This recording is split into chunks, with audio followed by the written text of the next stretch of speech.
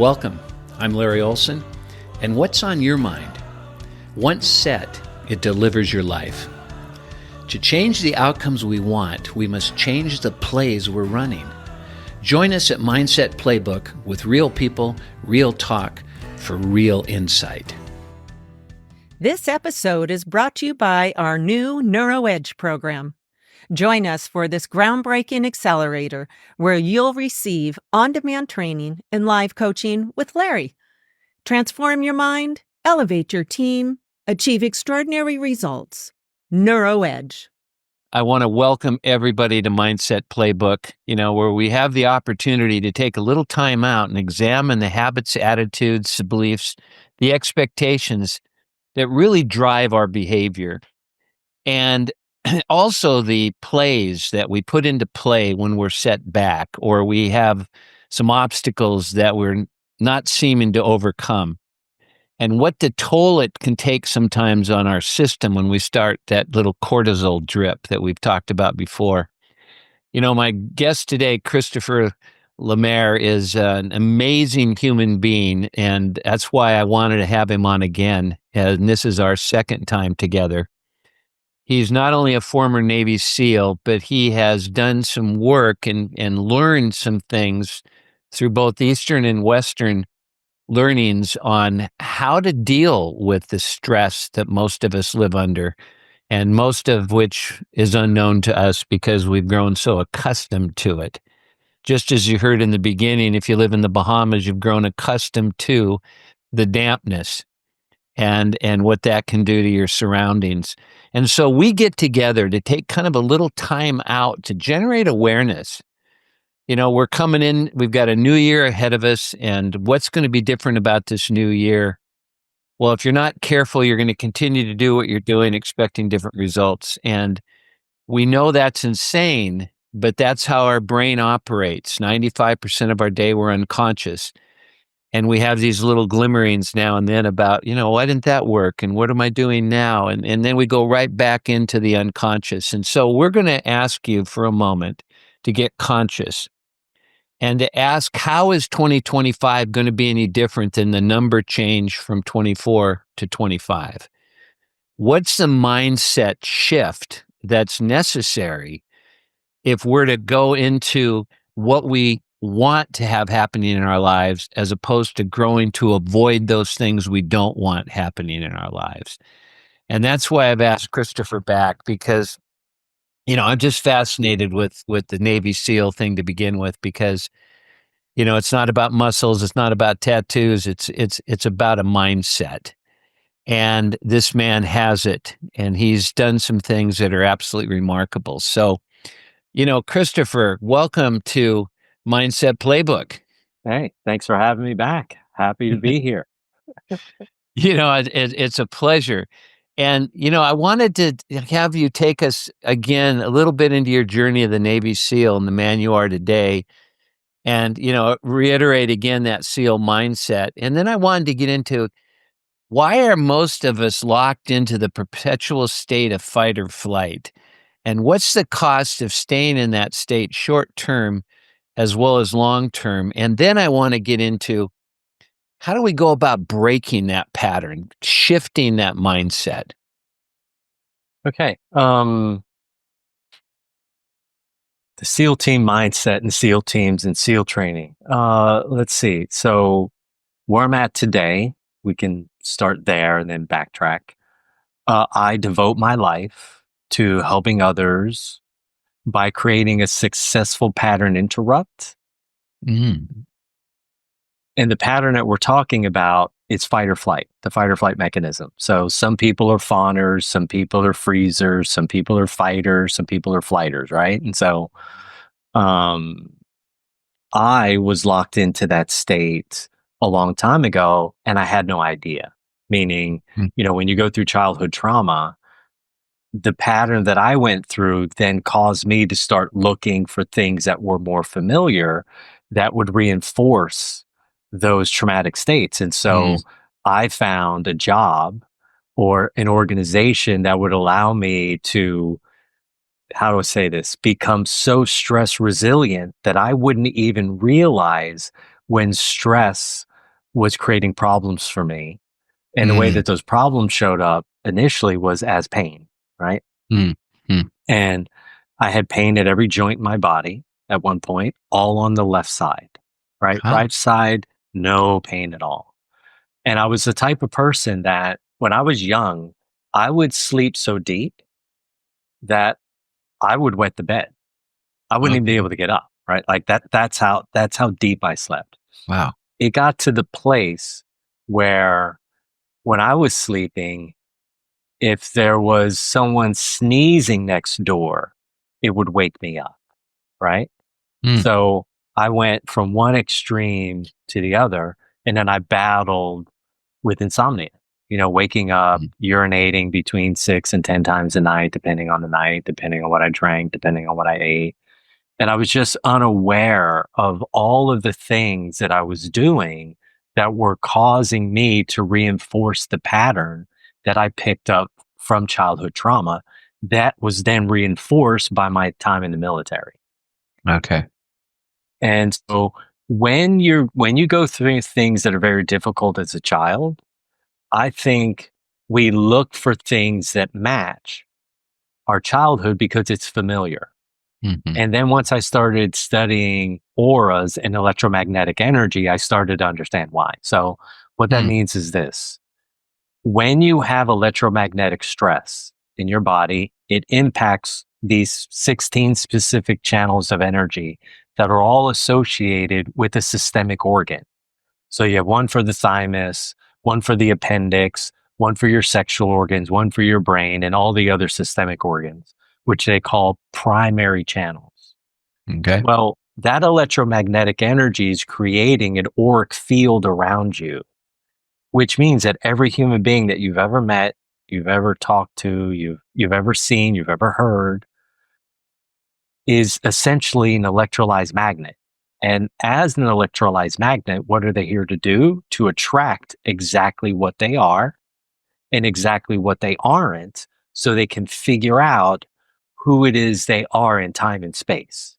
Hmm. So let's say someone, Which is generally, unless they know any better, replicating yes, what was planted in there at a very early age. your age, right? And so once you've been once you've been electrically magnetized to a particular type of stress, let's say for some people you have a father who's an alcoholic, some people you have a mother who's obsessive compulsive, some people have a neighbor who broke their sexual boundaries, some people have a coach who suppresses their personality.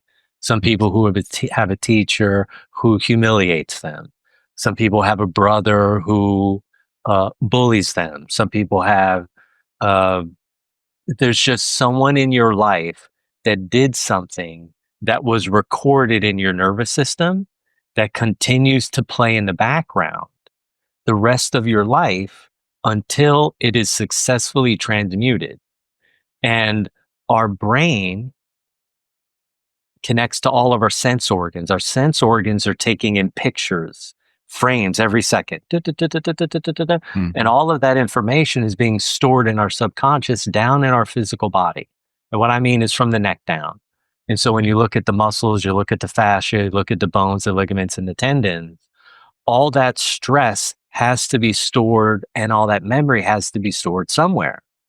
And so when I was in the SEAL teams, I was recording high levels of stress every second of the day, because when you're in SEAL training, you're underneath a microscope, and the people that are looking at you are guys that were in the field, that were Navy SEALs, and they're looking for a particular type of character to join them when they leave the training cadre to rejoin the SEAL teams. So they're basically picking their new teammates for the future.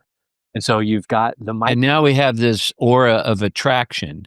yes, right? So they're looking for like-kinded people That's who right. are as stressed out as they are, perhaps. Yeah. And they don't know that language, right? They're Yeah. just looking for someone who's willing to run through a wall and get the job done, regardless of how miserable they are, right?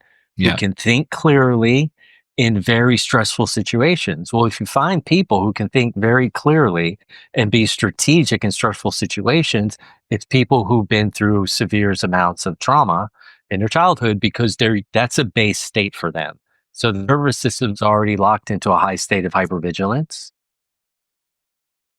And so when people come to see me in modern time, 2025, they're coming to me because they've had something that's occurred that doesn't make any sense to them and is keeping them from experiencing some aspect of their life that they crave to experience at a soul level, right? And these are highly successful people, right? We're talking about CEOs, we're talking about billionaires, Olympic champions, world champions, successful entrepreneurs, people who have already accomplished something in the world, and yet they know that like something is in left field and it doesn't really make sense, right? And it shows up usually at a relational level, and many times it's their wives that are sending them in to take a look at what could possibly change for them. How would you like to wake up from the drudgeries and stresses of day-to-day life? If yes, Larry's ready to coach you, as he has thousands on the proven step-by-step strategies where you'll break through limiting beliefs, elevate your confidence, and inspire others. To find out how, go to LarryOlsen.com. And now back to Larry and his guest. And it probably, with those types of resources of the people you're talking about, it's not like they haven't tried other things before. For sure. Yes. And the things they've probably been trying have been dealing at a superficial level. Yes. And then they run into the electromagnetic interrupter, for better terms. Yes. That intrigues me, that this mental interruption, as you and I speak, I didn't have any trauma growing up, but I had one sibling, and I think I mentioned this last time, who was 3 years older than me, was mentally delayed. Yeah. And I would imagine that had some huge effect on my perception of the world and myself in it. Yeah. And go ahead. Well, one of the things that people forget is that children between womb and 7, that's when they're in what I call their subconscious precognitive state of function. Okay. What I mean is they are a sponge absorbing all of the unconscious and subconscious stress patterns that are in their environment, that are coming from siblings, that are coming from parents, that are coming from grandparents, or anyone who's taking care of. For some people, it's a nanny, right? Yeah. That has something. And so both my parents worked. Yeah, and so children have no boundaries between womb and 7 years old, and because they're precognitive, we have no idea what they're making up about reality. Wow. But if we look at their state of dis-ease or disease that they're dealing with, we know exactly what they were making up about reality. Because whatever. How's that? Well, if you look at, let's say they have heart disease. Okay. Right? Well, we know that the heart's associated with love. Okay. It's also associated with action. It's also associated with unconscious instinct. And so if someone has a heart issue, we can backtrack and go, oh, what were they interpreting about love? And their interpretation is that love is conditional. Okay. Yeah. Right? If we know that they end up with low-level kidney dysfunction, we know that we can backtrack to they were interpreting something through the prism of fear. Because see, all of the organs, most people think that all of your consciousness, all of your intelligence comes from your brain. That's only one form of intelligence. I mean, there's neurons in the stomach, and there's neurons in the heart, and yes. Yeah. And so these forms of intelligence exist in all of the organs, and every single person has one aspect of them that's more intelligent than all of the others. Isn't that intelligence, excuse me, but doesn't that intelligence in each cell as well? Yes. Yeah. So boy, talk about being unaware. Yes. The majority of people, right?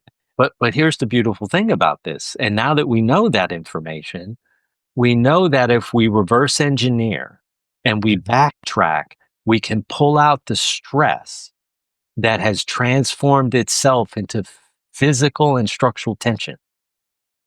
And as we remove the stress that's transformed into tension, we get a reprieve from whatever it is that we made up in our precognitive state of function that was false.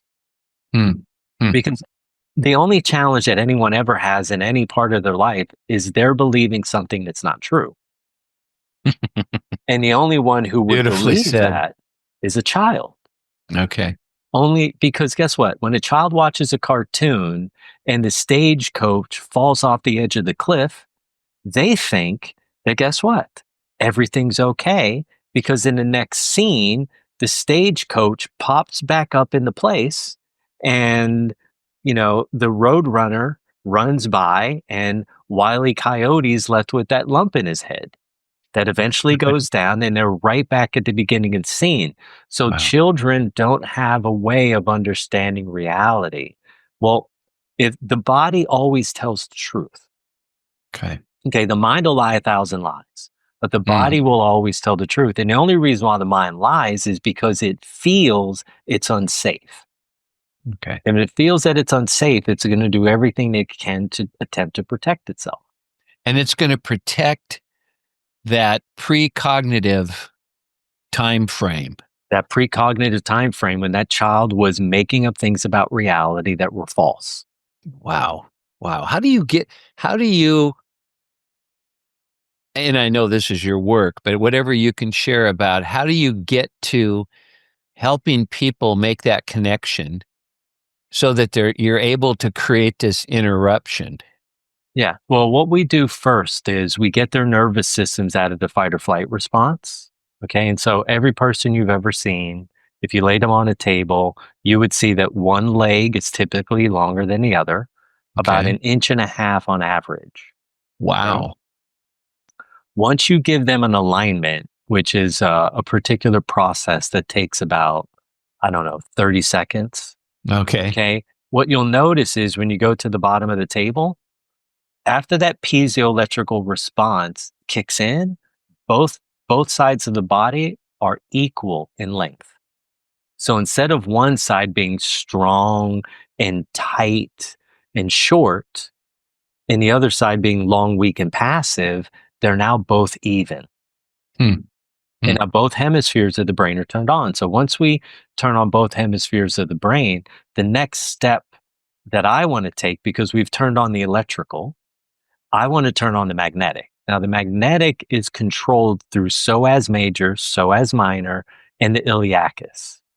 And so I'm going to strengthen, and then they're going to resist maximally against me. When they resist maximally against me, what always happens every single time for 23 years, the person gets about a quarter of the way down or halfway down or 3/4 of the way down, and all of their resistance disappears. Which means that there's a break between their electrical and their magnetic, right? So I let them lay there for about 3 or 4 minutes. I come back. I do the same exact thing. Now you got to remember, these are high level athletes. We're talking strongest people in the world that within, 10 seconds of resistance are completely dropping all of their force, which means that they're emotionally absent, right?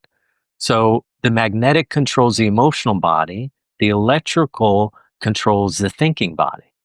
So my job is to get the thinking and the magnetic, meaning the electrical and magnetic, operating at the same level. So I come back, I do the same thing again. Now they've got force 3/4 of the way down. I give them another 5 minutes. I come back in again.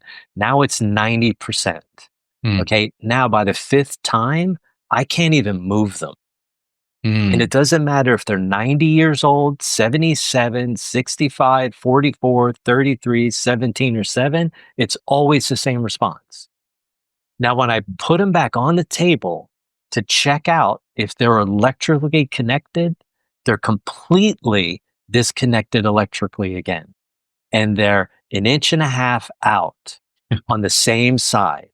Now, So their body basically recovered its origin. yeah, it's recovered its origin. And here's the reason why. Because the brain, very fascinating, doesn't know who this person is when Mm, they're connected magnetically, and it goes into fight or flight because it wow. doesn't recognize who they are. I take them through another piezoelectrical response. Okay. I check their feet again, absolute perfection. I put them back on the floor. I do the same exact thing that I did. And when I put them back on the table, they're still in perfect alignment because now the brain recognizes this as who they are. So instead of being Mm, 1.0, they're now 2.0, but the brain recognizes that this is the new them and it's wow. coherent and happy. And it will do everything from that point on to maintain that new state of function For heaven's sakes. That quickly. that quickly. It's literally that fast. I'll be dinged. When you think about all the challenges that people have when they attempt to change, you just clarified it pretty well that the change is temporary because their body goes, "This isn't who we are." That's right. And once the willpower is dropped, they go right back to the original state again. And the unfortunate thing is it lowers self-esteem. Yeah. Because I tried, I held it for a while and it didn't work. And then they make classic statements like, "I guess I'm not meant to be," or whatever that follow-up may be. Yeah. Wow. Wow. And Yeah. so, you're the first person I've explained this to.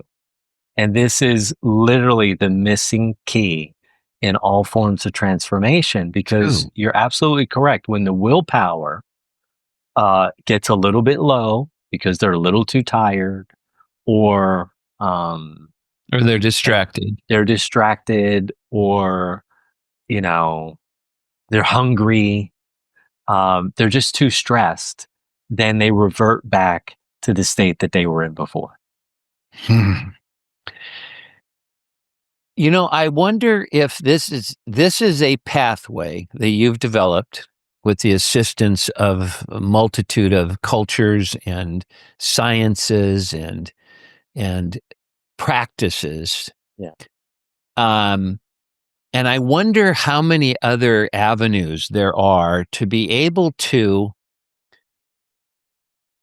have the brain recognize our innate brilliance. You said the left side of your body was all tight. Am I Yeah. correct in that? Tight, full of So pain. theoretically, there was a right side brain issue. That's right. And the right is given credit for rhythm. I think a left logic, right rhythm. It's the creative, it's the adventurous, and yet with all that stress and tension, the analytical side, the left side of the brain, was definitely doing a lot of recording. For sure. And I think it's fascinating. I think the real hope and encouragement from what you're sharing is that there is that divine state. Yeah. And that term may be too strong for some people. I know it's not for you, but there is that equanimity. There is that balance. There is that homeostasis. There's that presence that is us. And the presence that is more than us. Yeah. We lower the opportunities of the presence by creating an us. Yeah. And how do you help people who want to define themselves? I'm this, I'm that, right? And they take tests and they get all this intellectual information. And I am just so opposed to labels, that I'm this way. And because then they've defined a limitation. Mm-hmm. How do you help people, or do you, when it comes to this labeling side, or do you get into that? Because the work you're doing is amazing to begin with. I would think that you've hit it over the fence if you've assisted people in getting that energy to be able to equalize. Yeah, I think one of the things that's important in my work is one, I want to understand first and foremost, how much energy does someone have?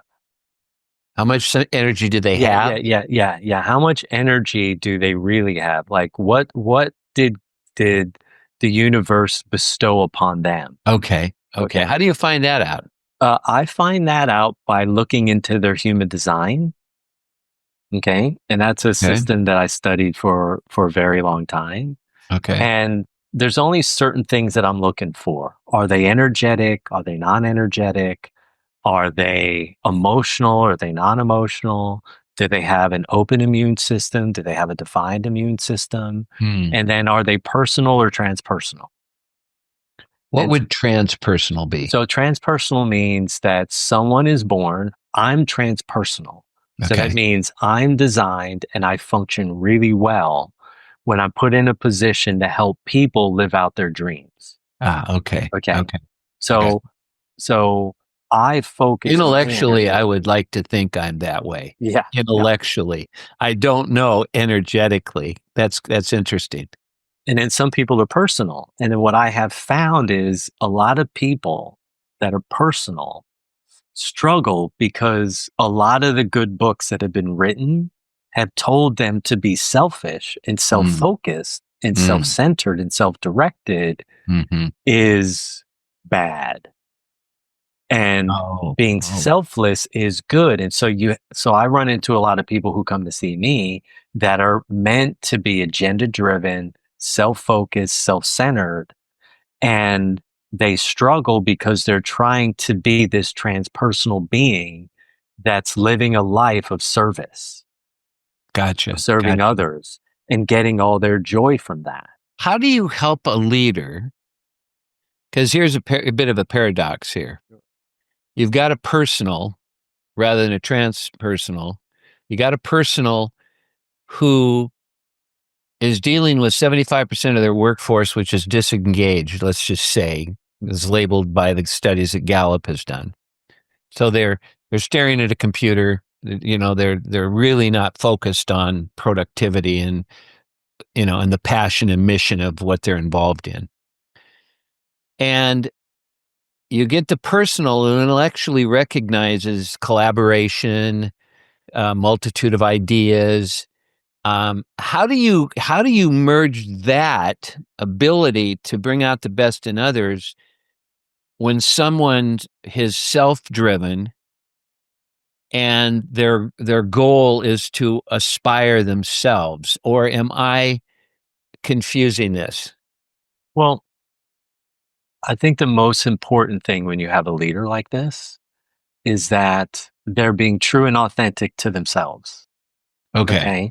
I think it's easy for transpersonals to lead, but transpersonals particularly like to lead from behind. Okay. They like to be a support structure that's outside of the inner circle. The personals, they prefer to lead while being at the forefront because their energy is always informing others, come into me and I will show you the way.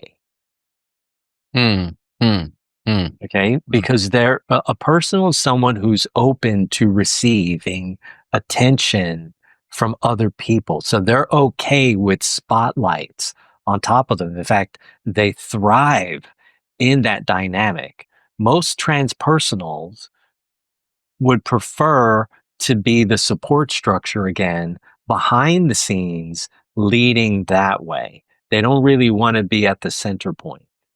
So I would say innately, I'm a personal who's aspiring intellectually to be a transpersonal. Yes. Yeah.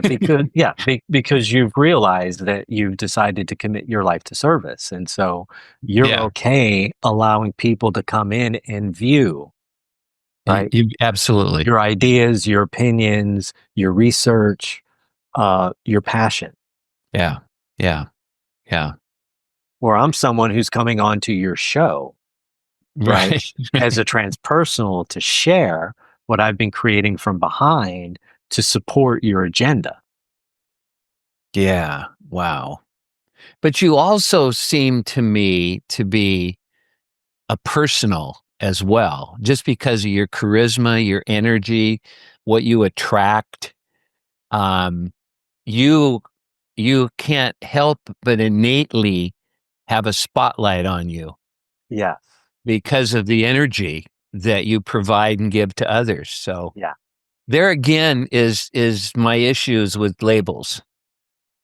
But without them, we can't create conversation, and we can't make an understanding that we can build upon, or what everyone seems to want to do. And let's talk about this for a minute. Most people who attempt to change make the change so something bad doesn't happen, instead of making the change because of the value and the benefit and all of the virtues that this change will create. So it's that old adage, most people are outrunning the flames of hell on their way to heaven.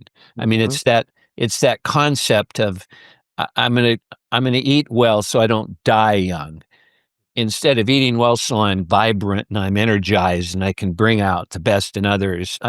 Where does your work come with people making a transition that is the pursuit of the, not so much altruism, but the pursuit of the value and benefit, as opposed to, I'm going to do this so this doesn't happen. I'm going to show up to the meeting so I'm not disrespected, Yeah. instead of showing up to the meeting to get everything I possibly can from that opportunity.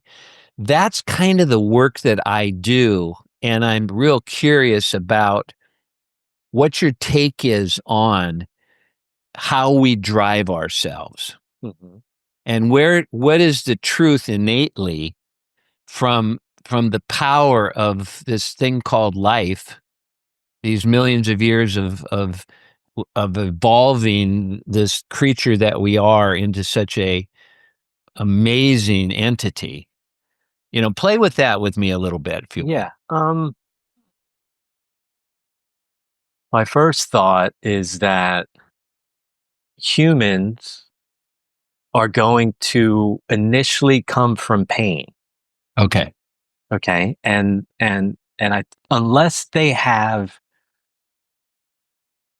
unless they've been guided as children from parents who are focused in those areas, right? A positive mindset, like, you look at Napoleon Hill, Okay. right? And unless you read books like that, your parents were in personal development, or some people, you belong to a church, you belong to some organization that's in the growth, they, it's only because they're ignorant. Mm, And then mm, I think once they get the education and you lower the negative energy going on in their body, then they're coming from a different place, right? And so what I'm hearing you say is be mindful of the place that you come from. Am I mm. coming and doing something from a negative position, or I'm coming to do something from a positive position? And I think it takes a little bit of growth and a little bit of trust first, breaking those patterns and those mindsets that our parents gave us. Because, in the United States, the people that were willing to get on those boats and to come to the coast of New York and take a risk to make something of their life, Mm, they came from very dire situations. And true. Yeah. so pain is what drove them to sell that family heirloom, that one valuable thing, that one crumb that they had to get on the boat in the first place. Mm, So I think from generational tension and stress, it's easy to see why a lot of Americans come from the place that they come from. okay. And I think it's just putting a historical mindset on it and going, look, why don't you tell me when your parents got here? They're like, my great, great, great, great, great parents got here in the 1850s. Oh, well, from where? Oh, from Poland. Oh, what were they doing over there? Well, they were peasants. Okay, now I understand why you're struggling with this concept, I got you. because you Yeah. have a peasant's mindset. And most Americans have a Mm, peasant's mindset that only needs to be broken. gotcha. And once you break that and they employ that action and it's followed up with a positive result, now they have new data. And that new data can inform them to come from the place you're talking about. I can't wait to get to this meeting. Yeah. And I think I'd love your approach. I would. I think we both want to get people to a certain point where they're now coming from a very fluid flowing state as opposed to having to fight their own demons just to be present. Yeah. Right? Yeah. And I'm so intrigued by not only what you are doing in the that whole element. I've been to chiropractor enough times in my life to recognize I've got one leg longer than the other, and they'll pull on it. And I mean, that's the end of it. There's no magnetic energy, nothing than that. Okay. And then it doesn't take long before I'm compensating again. Yeah. And I think that's one of the biggest challenges that most people face, no matter how successful they are, they're compensating in some area of their life. And it sounds like the work that you do, Christopher, is get to a point where there's no need for compensation. That's right. Correct? Yes. And the beautiful thing is, go ahead. Well, I wanted to say, I want to understand your discovery of what you would say our pure innate intention is as a species. Yeah. I mean, in order to get into pure innate intent, you have to strip away, in a relative sense, the levels of generational stress and fear that have turned into physical tension, right? Okay. So imagine what you have on the left is stress, and what you have on the right is distortion. So you have physical distortion, so back pain, physical distortion, obsessive compulsive disorder, psychological distortion, anxiety, emotional distortion, low energy, exhaustion, spiritual distortion. So you've got that on the right, you've got stress on the left. Well, what sits in the middle? Tension. Once you remove and diminish lifetime accumulated stress and tension loads by 50%, your distortion changes by 50%. If you lower by 10%, it changes by 10%, right? Because it's relative. It's always relative. But the question is, what caused the stress in the first place was a limiting belief. Because anytime I engage in a limiting belief, I then produce something that's false. I then engage in a fear, and the fear is what creates the stress. The stress what creates the tension. Tension is what eventually creates distortion. So all you have to do is reverse engineer that, and what do you always come back to? A limiting belief. And so when you get into innate intent, that's the label. That's right. Once you get into innate intent, you're operating outside of limiting beliefs. Okay. That were created as survival-based strategies. Now you're in neutrality. And in neutrality, I only see things for what they are. I never add anything. I never take anything away. Wow. And that's the position to get into. So let's say you have someone who's like highly empowered, and then their compensation is disempowerment, right? So let's say you take someone who was bullied, someone who broke their boundaries, and now they get themselves nice and strong and confident in the world, and they take a bunch of courses, and they speak a certain way, and they're mindful of their body language, and they appear to be a highly empowered being, right? But that's coming as a compensation because they had a father or a brother or a neighbor who was disempowered. Okay, so these two things are sitting really, really close to each other. And many times what you find is the person who's projecting that image to the world behind closed doors is a very different person. Yeah. They built up a scaffolding of falseness. Yeah. So the scaffolding right in between there, that tiny little space that's there is neutrality. Okay. And in neutrality, there's only innate intent.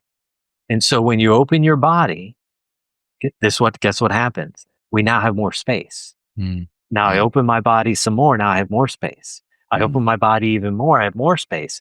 Now I'm operating consistently inside of innate intent, which is my connection to source. And so the way to understand that is the moment is the master. The Okay. moment, excuse me, say that again. The moment is the master. The moment is the The master. master. Okay. And if I'm Okay. serving the moment with innate intent, I'm connected to it through neutrality. But if I'm invested interest in disempowering others through being excessively empowered, now I'm operating outside of innate intent and I'm competing with reality. Mm. And when I compete with reality, I always get triggered. What does that mean? I get frustrated, I get agitated, I get irritated, I get angry, I get anxious, I get fearful or frightful. Those are the only 7 options. Okay? Every time Beautiful. you have that experience, you're operating outside of innate intent. And the only reason why is because the tension in your body is so strong, it's collapsed all the space, and there's no room for the divine to work through you. And so now you have to compete with the divine to get a sense of who you are. But you can never be a label. Mm. So it comes back full circle Well, to and what it's you were saying.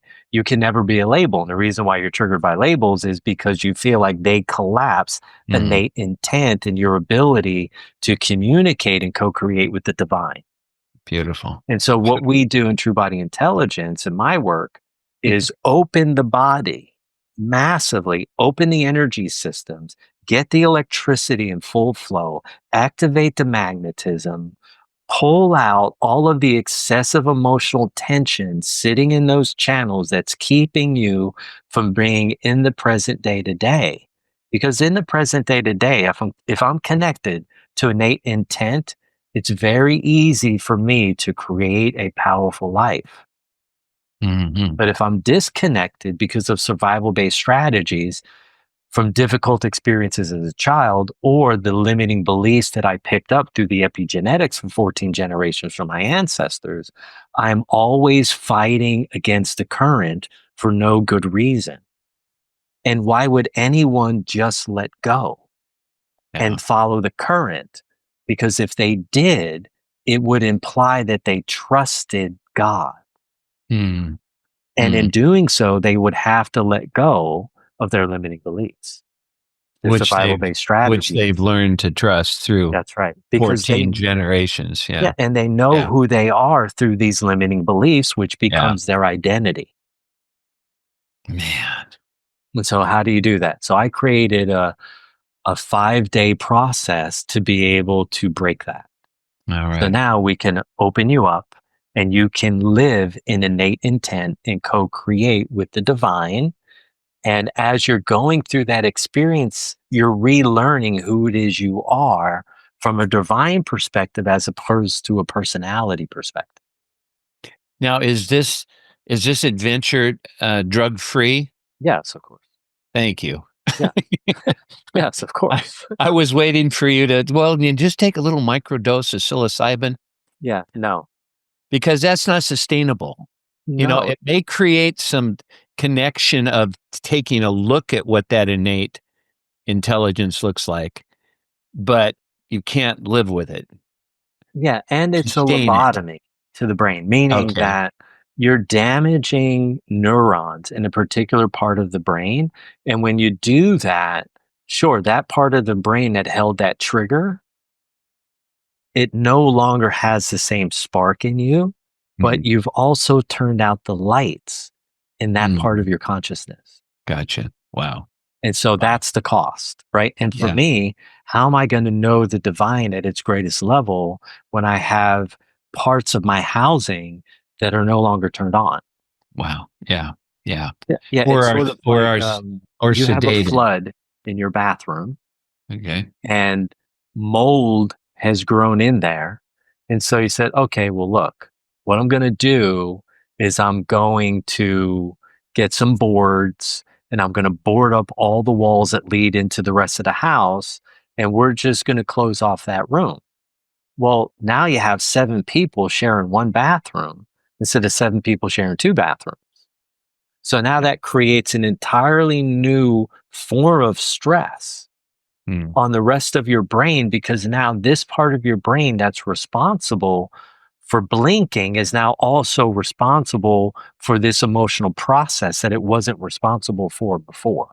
And so now you've taken, imagine there's 64 rooms in your brain. Okay.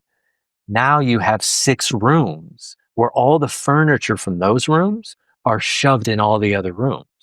And of course, you can make it work, but you're still losing access to that particular form of consciousness. Yeah.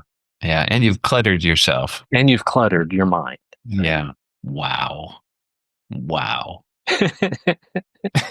Yeah. So the work that I've been doing is like way outside of the box, but it's phenomenal. But it's about the box. I mean, it's unfortunate that so many people have such misunderstandings of just terminology. Yes. I mean, we gained a lot when we said divine. We lost a lot when we said divine. I mean, and rather than hanging around to find out, well, what do they mean by it? Because apparently what I mean by it is restrictive. I shared in the presentation not too long ago after you and I did our gig together, and talked about when you're out of ease, you're in dis-ease. And what takes place after a while is this thing called dis-ease. And they went around the room and they shared what they got out of the presentation. This was 3 hours later. And the guy goes, I don't want any more dis-ease in my body. And yet they don't have the tools. They have some tools, but not what you're talking about. I am fascinated by that. Yeah, because now they have the concepts, right? Yeah. But they don't have the tool to be able to break the concept. Right. And but at least they have the awareness to be driven to your 5-day. Yes. Like I've been fortunate enough where the divine has put in my lap as a steward for this change. They put the tools in my hands and said, okay, I need you to figure this out.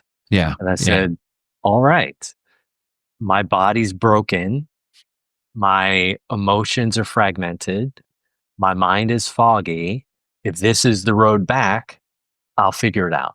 And you just make sure that I have the tools that I need to do so. And so this is where, I feel like my 100,000 hours of investment in the practical research and the application of scientific method as it relates to true transformation is absolutely necessary in these times, because people are now aware.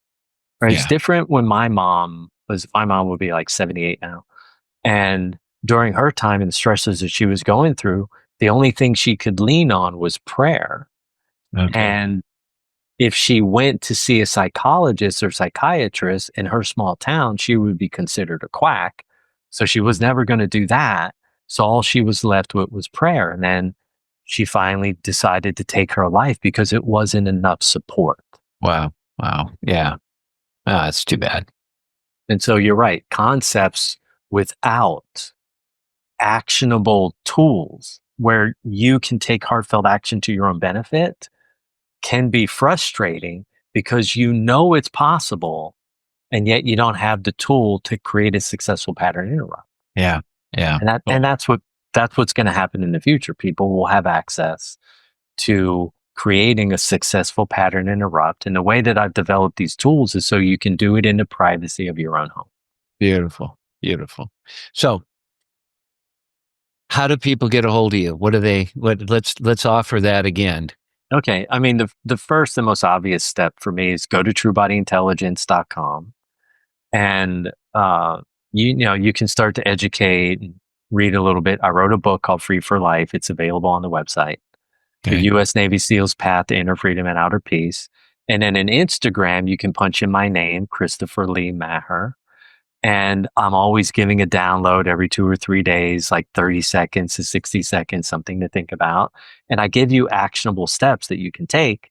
And I like to give things that are free, because guess what? Not everyone has financial intelligence. Other people are super content. And Yeah. is it fair? I mean, if everything's connected, that means every person who's poor and struggling is me, right? And so the prudent action to take is to offer things that are also free. Yeah. So, they can go to True Body Intelligence and listen to podcasts. At least they'll get the information and the concepts. And if they take action on them, they'll start to break these patterns. Beautiful. Thank you. Thank you for being you and for having the balls, if you will, to be able to break that barrier, to provide the tools necessary for people to be able to really, really find value in this once-in-a-lifetime experience. At least we'll all find out at some point how many other lives there may be or if this is it. But in the meantime, this is it. Yeah, maximize each day. Yeah. And, and that old adage, that's why they call it the present. I mean, it's a gift to be unopened. It's a gift to be open, but you can't open it with a preconceived notion of what you think is going to be inside. Yeah. Because what's really inside is that divine intent. And the more that we can allow ourselves the opportunity to break down these illusions and these limiting beliefs, and the work that you're doing is a beautiful avenue to assist people in that. And I thank you from the bottom of my heart for your adventure and what you've done. And I'm gonna continue to follow you. Oh, thank you. Well, it feels good to be of service and to help people. And thank you for having me on again. And I look forward to connecting soon. All right, brother. Take care, man. All right. Bye-bye. Thank you for listening. If you've enjoyed this episode, we ask that you please subscribe and share with your friends and associates. Ready to move from frustration to joy? Listen and learn how with Larry's next guest, Dr. Easy, who is a master of making dreams work. Her pioneering work as an international diplomat, scientist, and life coach has proven to work for people of all cultures and across communities, corporations, and countries, and it will work for you. Learn her formula and find out for yourself.